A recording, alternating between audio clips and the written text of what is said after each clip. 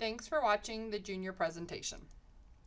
First off, I just want to make sure everybody knows who their counselors are. We had 2 counselors retire last year, Ms. Kateris and Ms. Fleming. So if those are your counselors, you can now see Ms. Ware has the beginning of the alphabet and Ms. Hooper has the end of the alphabet. Also, if you transition to IB between 10th and 11th grade, you automatically became Ms. Castro's, and Ms. Castro will be your counselor for junior and senior year as you work on not only your Westwood diploma, but you work on your IB diploma. Okay, next thing I want to show you is the Westwood Counseling website. I show this every year, but it's because there's so much stuff on here and students just don't know to use it. So first thing first, when you're on the Westwood Counseling website, if you click over in the top right corner, the college visit calendar, this is where you can see all the colleges that are coming to Westwood that you are more than welcome to visit students. If you ever click on a school name, you'll have the contact information for the college rep for that school. Now if we go back to the home, you will see everything that you could possibly need when looking for schools. So our school profile, like how does Westwood rank compared to other schools in the state and nation? Where have past seniors gone? If you want to be able to look at the trends for UT data, you can do that here. Applying for college. Everything we talk about in this video today will be linked here in the applying for college section. For testing, SAT, ACT, all here. This presentation plus the presentations for the other grade levels, if you want to look back or look ahead to senior, you can find it all here. Virtual course selection, so course descriptions, all of that's going to be here. If you're an athlete and need NCAA, senior year, you're going to really hit the scholarship and financial aid. We're going to be talking about in this present today career assessments and exploration. That's listed here. Summer programs, GPA if you have questions, mental health. It's all listed here. You just have to go to the website to look for it. Okay, enough of that. Let's keep going. So rank and GPA. This still seems to be an issue every year where students quite understand how it works.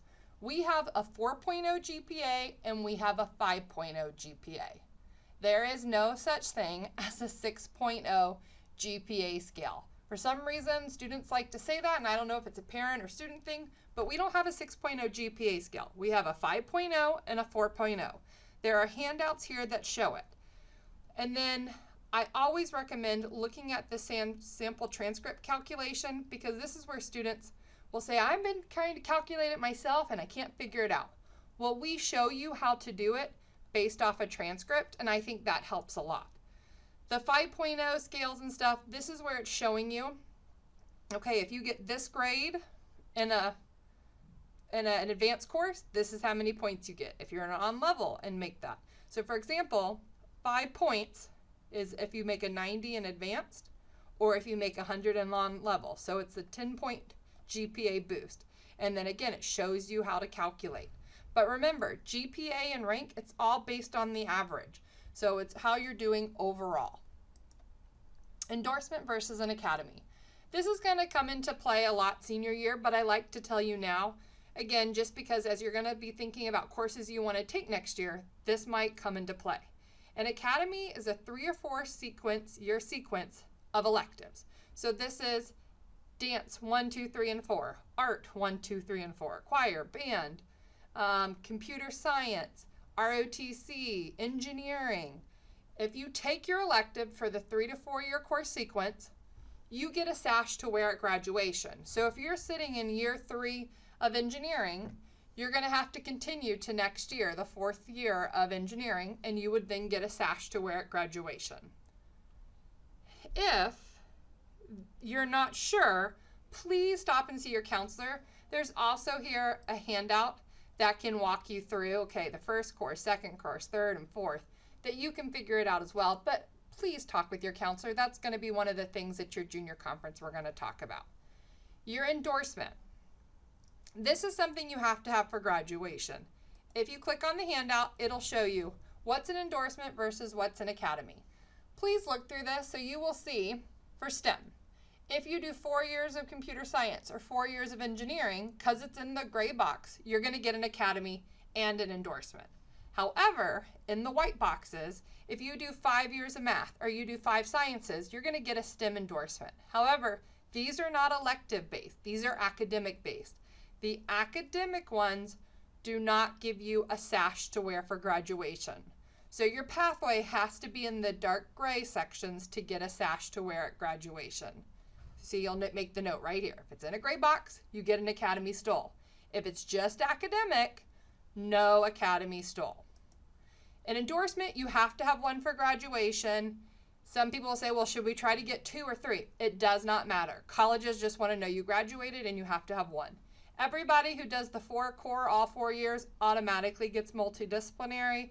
So most people already have that one. Then you might have the STEM again if you took 5 math or 5 science. That's a pretty common one too. So lots of options to get these. Okay, before you graduate, you must pass all 5 EOC courses. Really at this point, the ones left that juniors have is U.S. history. So if you have not taken the U.S. history one, you will take that.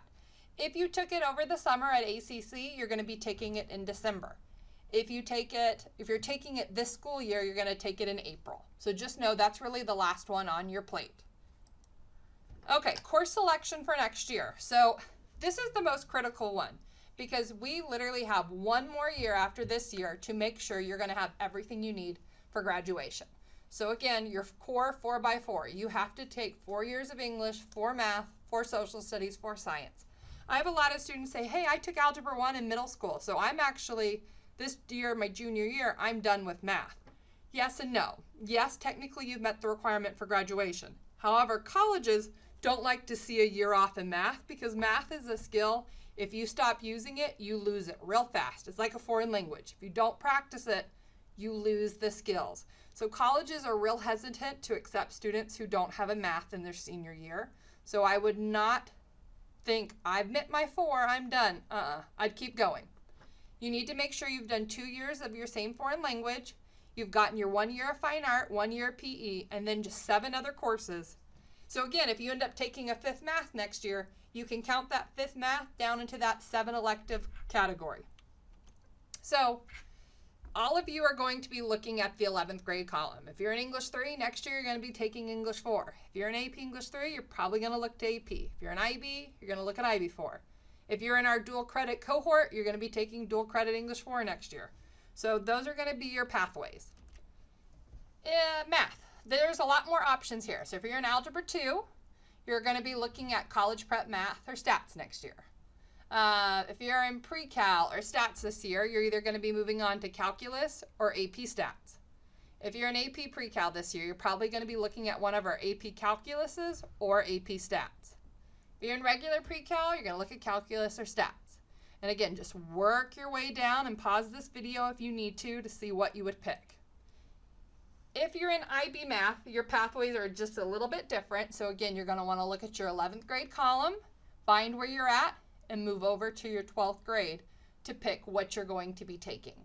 And again, y'all's are a little more complex because you're trying to balance out your SLs and your HLs. So you have any questions, stop by and see Miss Castro or Miss Key, and they can help you make that decision. Okay, social studies. Everybody has got to have 4 social studies credits to graduate. So most of you have gone world geography, world history, U.S. history, which would leave you for government and economics or the AP option for senior year. You might have already done government and econ over the summer at ACC, or maybe this summer you're planning on that, and then you won't have to take a social studies senior year. Completely up to you. But just know, even if you're going to take it at ACC this summer, you will still have to sign up for on-level or AP, and we will leave that in your schedule until we find out that you got a spot at ACC this summer. So just know that is a graduation requirement, so you will be signing up for it. If you're in the IB track, you would have taken AP Human Geography, you would have taken either APUSH or IB Prep US History. So this year you're either in IB History, IB Psych, or IB Econ. Remember, you have to have 4 social studies IB students. So if you're in IB Econ, you still would need government and then 0.5 other social studies.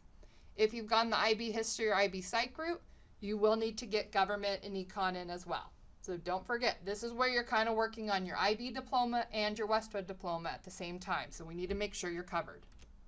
Science. So again, depending on where you're at this year as a junior is really where you're going to be going as a senior. And this might also, what you pick for your senior year science might depend on what you're wanting to study in college. So again, if you're looking more pre-med, You probably want to have AP Bio or AP Chem if you haven't taken it already, or maybe throw in Anatomy. If you're looking at physics and you're in AP Physics 1 and you're looking for a physics degree or an engineering degree in college, you might want to think about AP Physics C. So just be thinking about what would be the best fit for your forced science next year. Foreign language. These are our foreign languages we offer. Remember, you must have 2 credits of the same language. So if you haven't done that, make sure you're signing up for your level 2 language next year. Fine art and PE, you have to have 1 of each.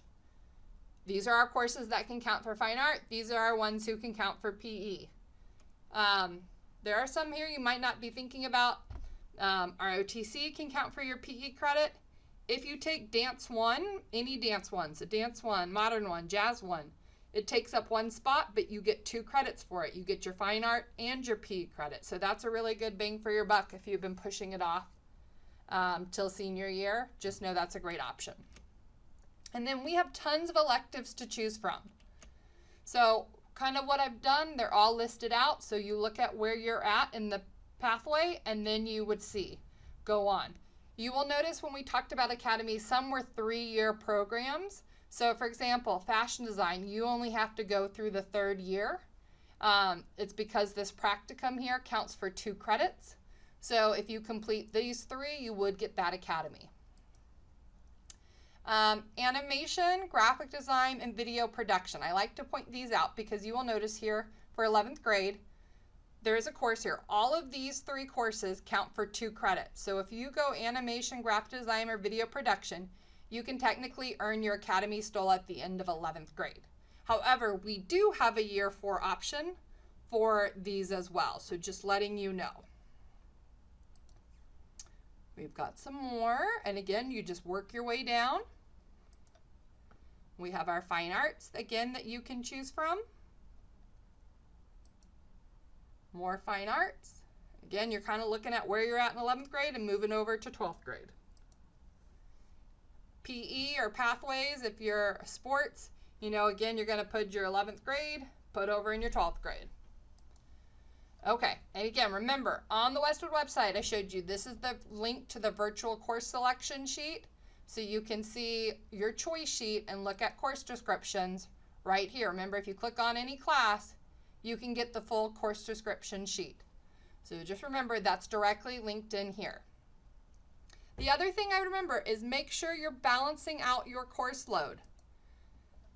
If your 4 hardest classes next year are all on one day, can you handle that?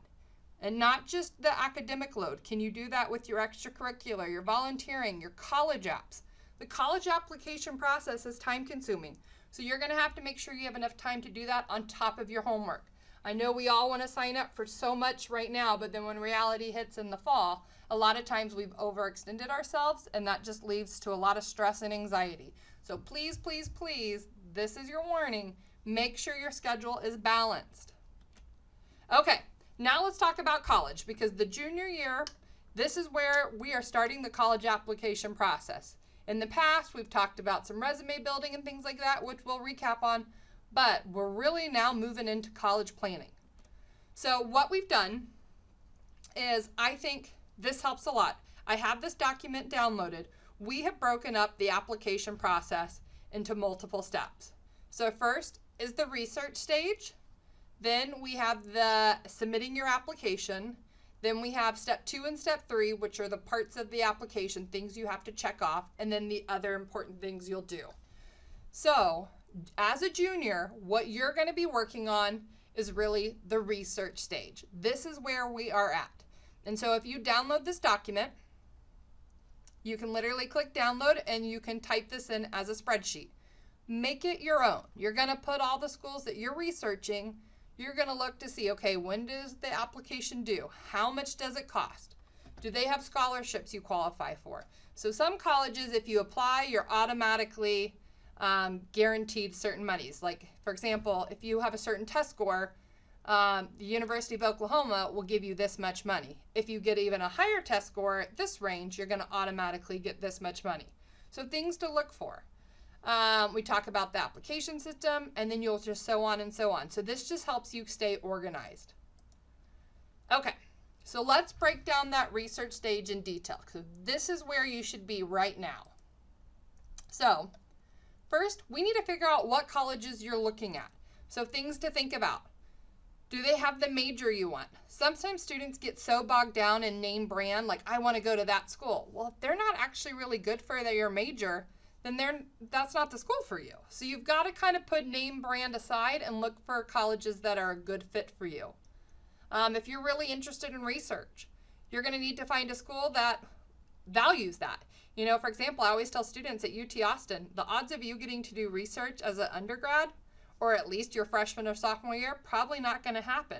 Versus there are a lot smaller schools that will let you start doing research with professors freshman year on.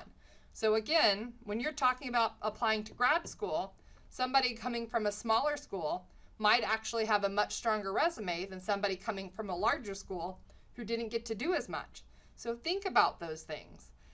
You need to think about, are you wanting to be in a big city? Are you going to want to be more in your traditional college town, you know, the small town? Do you want there to be a religious affiliation? Some of our private schools, like for example, Baylor, you have to pay and take religious education courses. If that's not something you're interested in, then you might not want to apply to a school like Baylor. Return on investment cost. So what this means is, again, like let's say you want to be a teacher. You can go to Texas State and get a degree, or you could go to TCU up in Fort Worth. TCU is going to be more expensive than Texas State. But here's the thing. If you're going to be a teacher, you're going to make the same amount of money whether you went to Texas State or you went to TCU. So you're going to, if you're going to have to take out loans, you're going to be able to pay your loans off a lot faster at Texas State than you would at TCU. So that's the return on investment.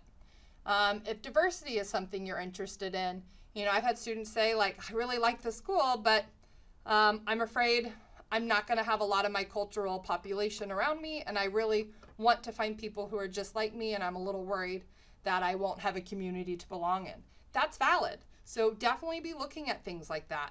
How big of a school do you want? Do you want a school the size of Westwood, or do you want this big university with 50,000 undergrads?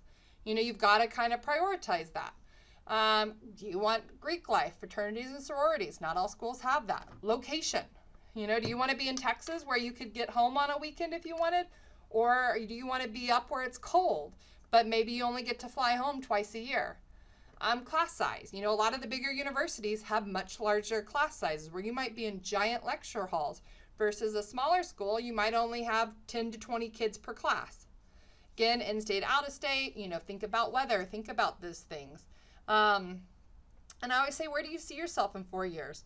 You know, if you go to school in Ohio, could you see yourself living in Ohio? Because here's the thing, you might have internships and stuff in Ohio, and they might offer you a job at the end of an internship. Would you want to live in Ohio? You know, things like that. This website up here, if you click on Find the Right College for You, this will take you to the Big Future website. They also have an app you can use. It's completely free, and it lets you, under the Planning for College, it lets you kind of put in your test scores, things that are important to you based off of this list, and then it will show you schools around the U.S. that will fit your qualifications of everything you're wanting. So I cannot stress that enough. This is an amazing free tool to use. Okay. I also have students who be like, is there a way I can predict if, you know, I like this school, but would I even get in? So this website, it's a free resource, but it factors in your extracurriculars, your intended major, your background. So all the stuff you put into it, it'll tell you if they think you have a chance of actually, your percentage chance of actually getting accepted. Again, is this 100% accurate? No, but nothing is. So, I mean, but it is a good way to kind of get an idea. If you're at all curious. So just letting you know, this is a great free option out there. Okay, virtual and in-person college visits. So again, I showed you on the website where you can see that the colleges are coming into town. The other thing I cannot stress, when you go on here and I showed you the college visit, underneath it, I mean, again, I would love if you could go to all the schools you're interested in, but that's probably just not realistic financially. If you click here on the checklist, some colleges will come into town and they'll do different events, and I'll list them here. So for example, we've got an international fair from Great Britain coming in, and they're doing some stops, and they're going to be in South Austin later this month that you could visit.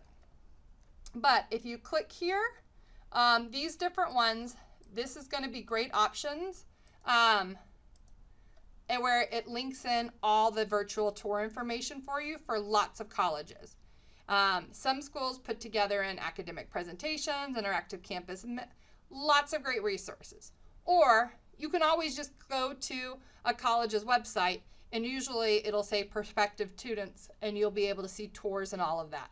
That is one positive from COVID, is a lot of colleges invested a lot of money into having good virtual tours. So something to think about.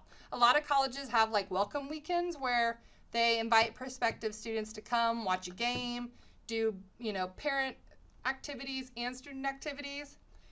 You get 2 days in your junior year and 2 in your senior that don't count against you for any type of thing. They do not go into your attendance. All you have to do is get a form from your Alpha office and take it with you, and your tour guide will sign off saying you were there, and it is wiped from your attendance upon return.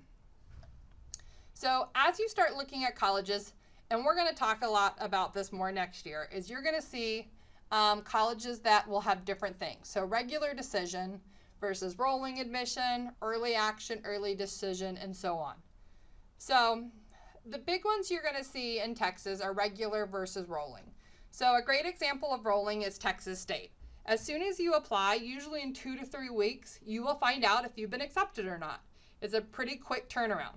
Versus other schools like UT and A&M, they do regular, where you apply by this date, and then usually late January, February, there's like waves where they're just going to release on like certain dates if you were accepted or not accepted. So everybody kind of finds out all at the same time.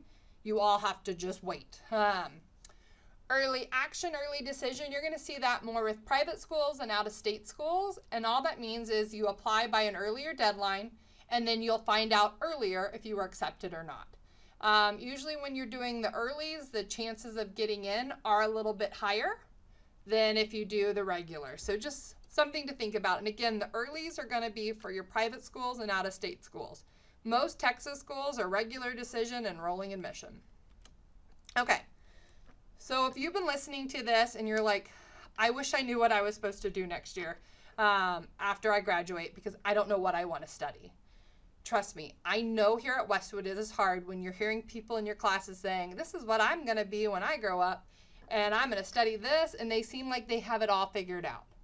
Trust me, they might think they do, but things are going to change. I think like the average college student changes their mind or changes their major like 2.3 times. Like, you're going to be okay. What I would do now during this research phase is click on our career assessments and exploration. So what I would do, these are grouped under value-based, interest-based, ability and skill, and personality. I would take a test, take one, and these are all free. Take one from under value-based, take one from under interest-based, one from ability and skills, and one from personality. And then I would want you to see, okay, when it's telling you the jobs and majors it thinks you'd be good for, see if there's any that are consistently popping up underneath all 4 tests, because that's probably one that would be best for you. So for example, I love math and science. I actually was a science teacher. I thought I wanted to be a doctor. When I first graduated high school, I was like, that's what I want to be. I love math. I love science. I just have a natural tendency. It comes easy to me. However, I also realized kind of later on, doctors don't work normal hours. It's not normally an 8 to 5 and that's it, and you go home and you disconnect. Most of the time they have to work holidays. They might have to be on call nights and weekends. And I realized that was not going to match up with the life that I had pictured for myself. So that's kind of more my value based. So it ended up not being a good fit for me. But you know what? Working 8 to 5, being in a school, being around a lot of people, that actually was good for my personality, for my values. It worked good. So you've got to find something that's going to be a good match for you as a full human, not just because you're good at something. So this is where I would recommend take some time and really put thought into it when you do it. Don't just try to rush through like you're in elementary school, like, please tell me I'm a future rock star or professional sports player, because we all took those in elementary and middle school. And again, we knew what we were getting into. be serious about really what you think and value and take your time. Okay, so application stage. So on that sheet of paper I said to download, the first step was research. That's where you're at right now.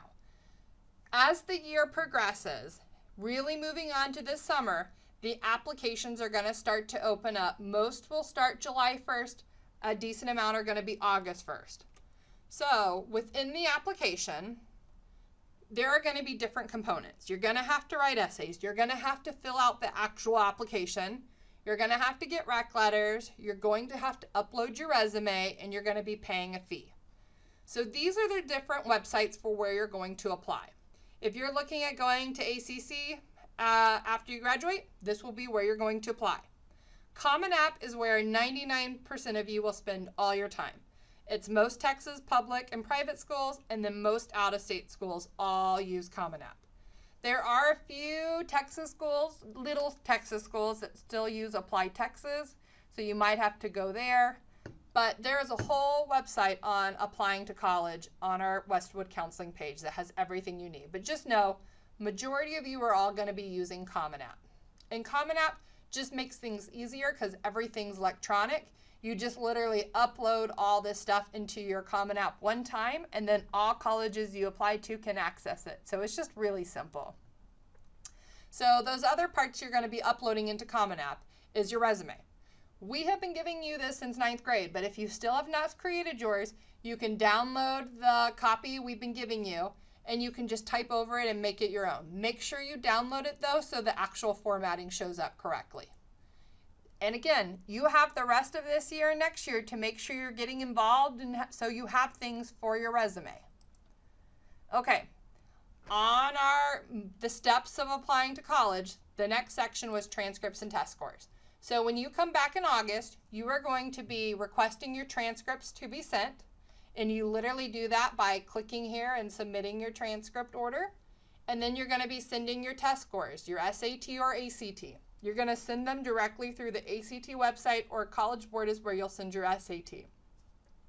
I like to caution you, you are going to see some schools might still say they are test optional. So test optional came about during COVID when families did not feel comfortable sending their children into public settings to take these tests.